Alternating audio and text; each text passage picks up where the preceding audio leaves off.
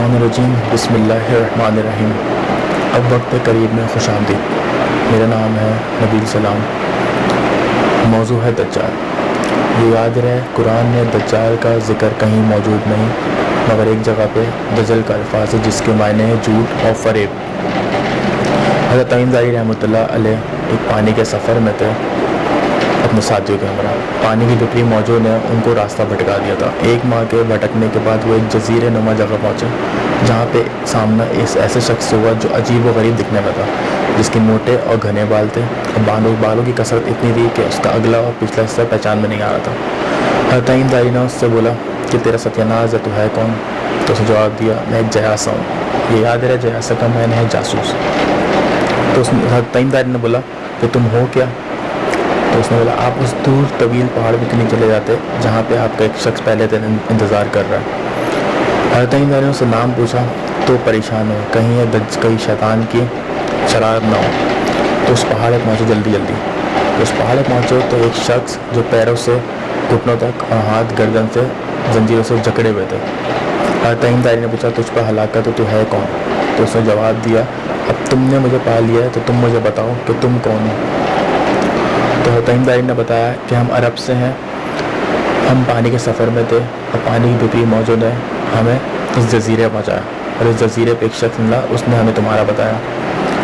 तो उसने पूछा, उस शख्स ने पूछा जो जंजीरे से झगड़ा हुआ था, उसने पूछा कि मुझे बैसाख के उस बाग के बारे में बताया, क्या वहाँ फल आते हैं? ये याद रहे, बैसाख फ़लस्तीन में वाक़ है। तो तमीमदारी ने जवाब दिया कि हाँ, वहाँ फल आते हैं। तो उसने कहा कि अनकरीब वहाँ से फल आना बंद हो जाएंगे। फिर उसने पूछा कि मुझे बहर तिब्रिया के बारे में बताएं कि क्या वहाँ पानी मौजूद है। बहर तिब्रिया फ़लस्तीन और उर्दन के कहीं बीच में वाक़ है। तमीमदारी ने जवाब दिया कि हाँ, वहाँ पानी मौजूद है।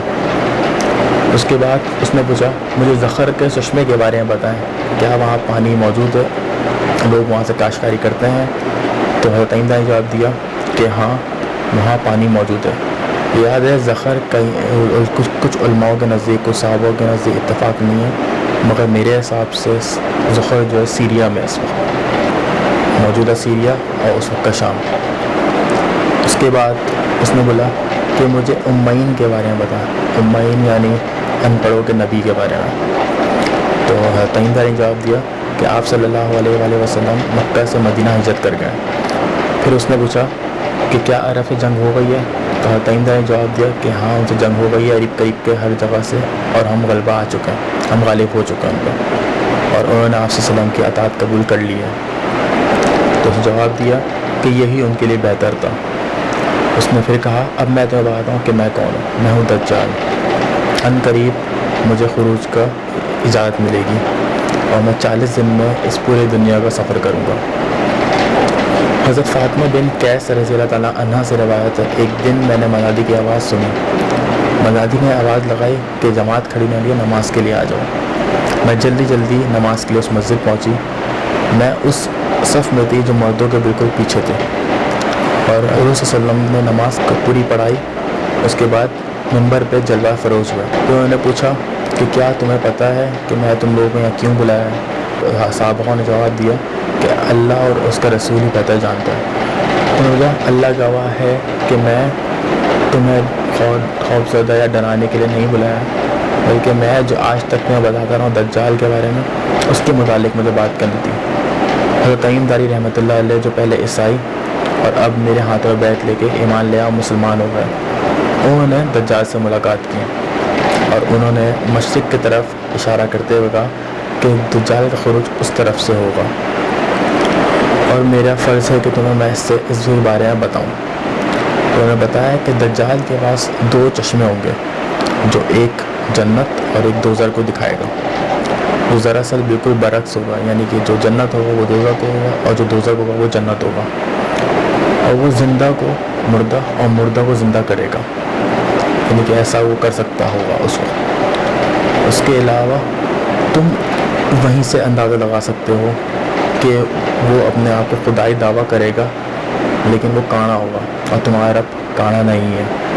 और ईमान वाले उसके माथे पे लिखा वो लफ्ज़ पढ़ लेंगे काफिर, और उससे दूर रहेंगे। उसके बाद उन्होंने कहा کہ اگر میری زندگی میں میرے سامنا اس سے ہوتا تو تمہارے لیے میں کافی ہوں، اور میرے بعد اگر ہوتا ہے تو تمہارا یہ فرض بنتا ہے تم اپنے نسلوں کو یہ بات پہنچاؤ اور بتاؤ۔ اگر وہ شخص دکھے تو اس سورہ کی آیت پڑھیں جو حضرت یونس علیہ السلام کو مچھلی کے پیٹ میں زندہ رکھا اور حضرت ابراہیم علیہ السلام کو آگ میں ڈالتے ہوئے ٹھنڈا کر دیا، آگ کو ٹھنڈا کر دیا اس صورت میں، اس صورت کا کثرت سے پڑھیں۔ آپ صلی اللہ علیہ وسلم کے دور میں ایک گمان اٹھا تھا ابن سیاد کا۔ ابن سیاد اور حضرت آپ صلی اللہ علیہ وسلم کا واقعہ اس طرح پیش آیا کہ ابن سیاد معاویہ قلعے کے قریب کھیل قدمی کر رہا تھا۔ اس وقت ابن سیاد کی عمر چند سال تھی۔ آپ صلی اللہ علیہ وسلم کی آمد کا اندازہ اس کو جب پتہ چلا جب آپ صلی اللہ علیہ وسلم نے اس کی پیٹھ پہ ہاتھ رکھا۔ جب پیٹھ پہ ہاتھ رکھا تو ابن سیاد مڑا۔ آپ صلی اللہ علیہ وسلم نے اس سے یہ پوچھا کہ کیا تم گواہی دو کہ میں اللہ کا رسول ہوں؟ تو ابن سیاد نے جواب دیا کہ ہاں میں گواہی دیتا ہوں آپ ان پڑھوں کے نبی اور اللہ کے رسول ہیں۔ اس کے بعد ابن سیاد نے آپ صلی اللہ علیہ وسلم سے پوچھا کہ کیا آپ گواہی دیتے ہیں کہ میں اللہ کا رسول ہوں؟ تو آپ سے سلام کرتے ہوئے جواب دیا کہ میں اللہ اور اس کے رسول پہ ایمان لاتا ہوں۔ اس کے بعد آپ سے وسلم نے ابن سیاد سے پوچھا تو آپ پاس کیا آتا ہے؟ تو ابن سیاد نے جواب دیا میرے پاس سچ اور جھوٹ آتا ہے۔ تو آپ سے وسلم نے کہا پھر تو بات غلط سلط ہو گئی۔ تو اس میں آپ سے وسلم نے بولا کہ تمہارے لیے میں نے ایک لفظ اپنے دل میں چھپا رکھا ہے، کیا تم اسے بتا سکتے ہو؟ دراصل آپ سے وسلم اس کو دیکھنا چاہتے تھے کہ وہ کتنے حد تک صحیح ہے۔ تو اس کے بعد اس نے دخ بولا۔ دراصل اس کے پاس جنات تھے اور وہ اس آپ صلی اللہ علیہ وسلم کے دل کی بات کو بھی نہ جان سکے۔ آپ صلی اللہ علیہ وسلم کے دل کے الفاظ تھے دخان، اور وہ دخ کرنے لگا۔ آپ صلی اللہ علیہ وسلم نے بولا تجھ پہ دھتکار ہو، تو اپنی حیثیت پہ آگے بڑھ نہ سکا۔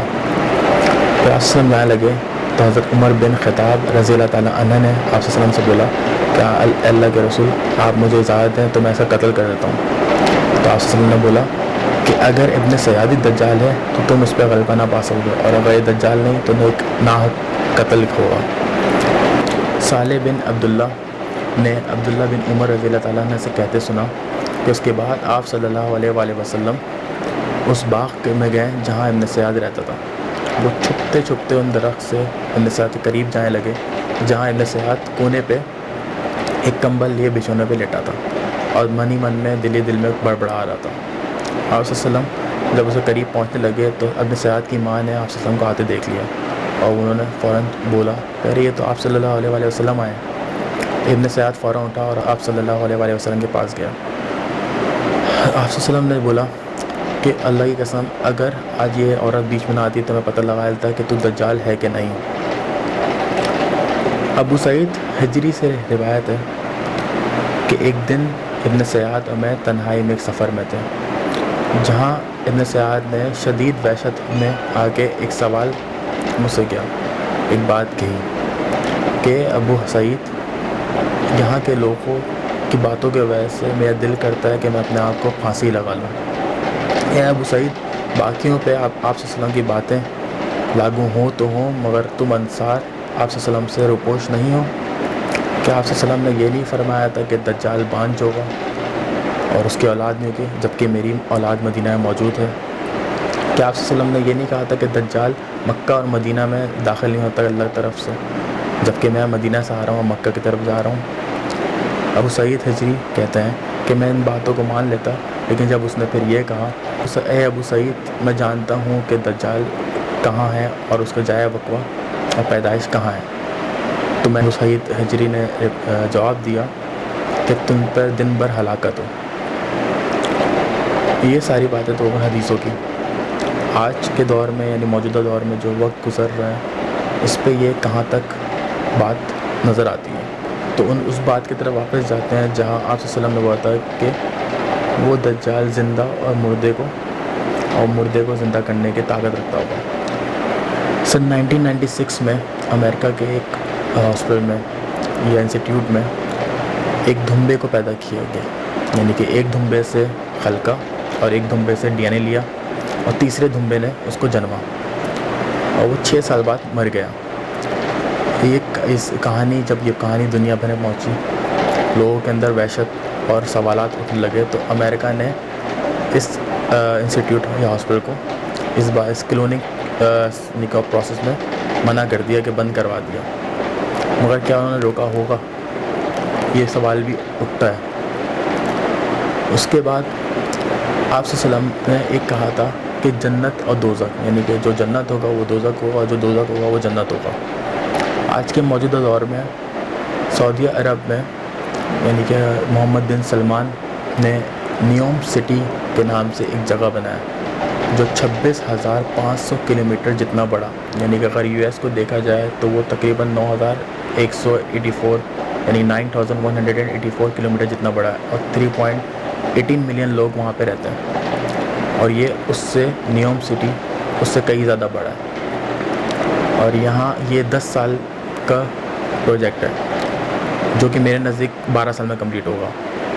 یہ ٹیکنالوجیز کا اتنا بڑا جگہ ہوگی کہ جہاں سورج اور چاند کو بنایا جائے گا اپنے حساب سے. اور یہاں پہ ہر سود، زنا اور نکاح، جوا یہ سب عام ہوگا. اس کے علاوہ میں نے پھر کچھ ملکوں میں ایک پارٹی ہوتی ہے ایک دن جہاں پہ بنا کپڑوں کے جایا جاتا اور کپڑوں والوں کو اجازت نہیں ہوتی آنے کی. تو وہی چیز یہاں پہ بھی ہوگی، یعنی کہ ایک پورا یہ نظام سائنس فکشن ٹائپ جیسے مووی ہوتی ہیں اس طرح کی ہوگی، یعنی کہ اپنے مرضی کی ہر چیز ہوگی یہاں پہ، آپ کو جو چاہیے یہاں موجود ہوگا. تو کیا آج کے دور کے حساب سے اگر کسی کو غریب کو کھانا کھلایا جائے تو وہ یہ نہیں سوچتا کہ یہ فرشتہ ہے؟ اور اگر دجال یہی چیز کرے کہ آپ کو ہم یہاں جگہ دیتے ہیں، یعنی کہ آپ کو ہم یہاں رہائش دیتے ہیں اور آپ ہماری اطاعت قبول کریں اور مجھے پوجیں اور میری آگے سجدہ کریں، تو کیا لوگ یہ نہ کریں گے جو غریب کے آج کے لوگ ہیں؟ سود اور غیبت سے بچیں، اپنا اور اپنے قریبی لوگوں کا خیال رکھیں. فی امان اللہ.